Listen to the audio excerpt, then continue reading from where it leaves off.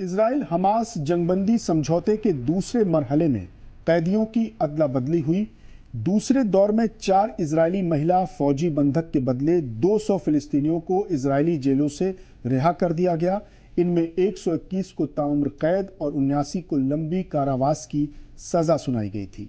रिहा हुए इन 200 फिलिस्तीनी कैदियों में 70 को इजिप्ट, 114 को वेस्ट बैंक और 16 को गाजा पट्टी भेजा गया। इन कैदियों में 2 सबसे उम्रदराज फिलिस्तीनी कैदी भी रिहा किए गए। 40 साल की कैद के बाद सबसे उम्रदराज फिलिस्तीनी कैदी मोहम्मद अल-तूस को भी रिहा किया गया। वेस्ट बैंक के बैतलहम के रहने वाले मोहम्मद अल-तूस को 1985 में इजरायली फौज ने छापा मारकर गिरफ्तार कर लिया था। दूसरे कैदी हैं राद अल-सादी। राद अल-सादी वेस्ट बैंक में जेनिन के सबसे बुजुर्ग कैदियों के तौर पर जाने जाते हैं। 36 साल इजरायली कैद के बाद उन्हें रिहाई मिली है।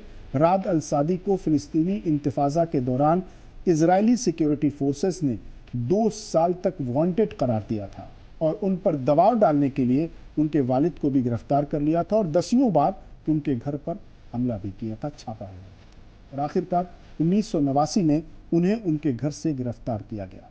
इजरायली अदालतों ने अल-सादी को ताउम्र कैद की सजा सुनाई।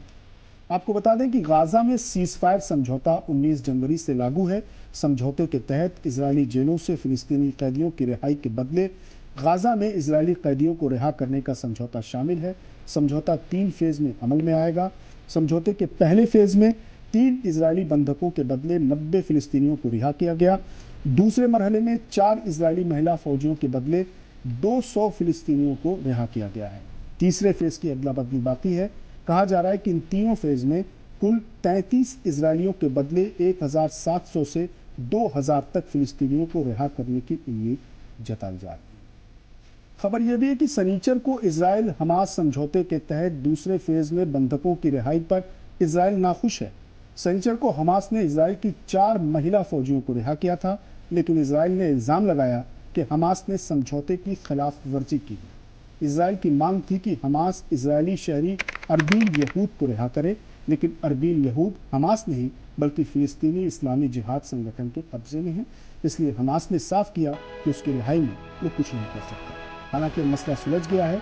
इस्लामी जिहाद उम्र कैद की सजा काट रहे 30 फिलिस्तीनी कैदियों के बदले अरबील यहूद को अगले हफ्ते रिहा करने के लिए तैयार हो गया है। आपको बता दें कि 7 अक्टूबर 2023 में अरबील यहूद को उसके घर से उसके बॉयफ्रेंड के साथ फिलिस्तीनी संगठन इस्लामी जिहाद ने अगवा किया था।